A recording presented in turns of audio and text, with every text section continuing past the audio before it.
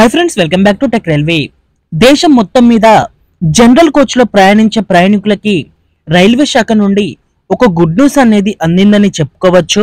ప్రస్తుతం జనరల్ కోచ్లు లేకుండా ప్రయాణిస్తున్న కొన్ని రైళ్లకి కొత్తగా జనరల్ కోచ్లు అనేవి యాడ్ చేయబోతున్నారు. అలాగే ప్రస్తుతం 2 జనరల్ కోచ్లు ఉండి అవి సరిపోక ఫుల్ రెస్ట్ తో రన్ అవుతున్న మరికొన్ని రైళ్లకి ఆ 2 జనరల్ కోచ్లకి తోడుగా మరో 2 జనరల్ కోచ్లు అనేవి ఈ రైళ్లకి ఏర్పాటు అనేది చేయబోతున్నారు. ఇదొక గుడ్ న్యూస్ గా చెప్పుకోవచ్చు. జనరల్ లో ప్రయాణించే ప్రయాణికులు ప్రయాణం అనేది చాలా వరకు తేలికగా అవనంది. ఈ జనరల్ కోచ్లు అనేవి అక్టోబర్ అలాగే నవంబర్ నెలలో దశల వారీగా అన్ని రైళ్లకి ఏర్పాటు అనేవి చేయబోతున్నారు.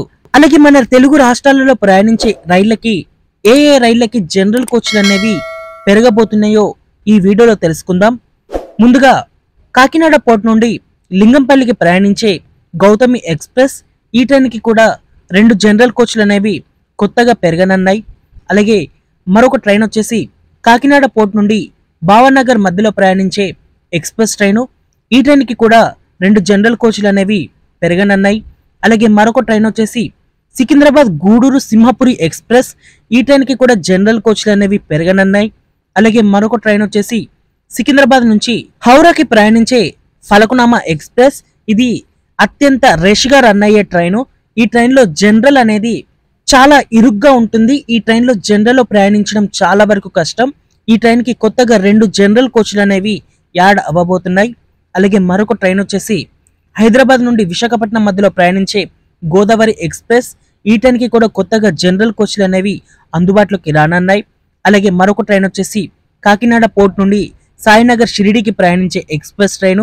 ఈ ట్రైన్ కి కూడా కొత్తగా 2 జనరల్ కోచ్లు అనేవి అందుబాటులోకి రానున్నాయి. అలాగే జనరల్ కోచ్లు పెరిగే మరికొన్ని రైళ్ల యొక్క వివరాల్లోకి వెళ్తే ఇక్కడ మచిలీపట్నం నుండి యశ్వంతపూర్ మధ్యలో ప్రయాణించే కొండవీడు ఎక్స్ప్రెస్.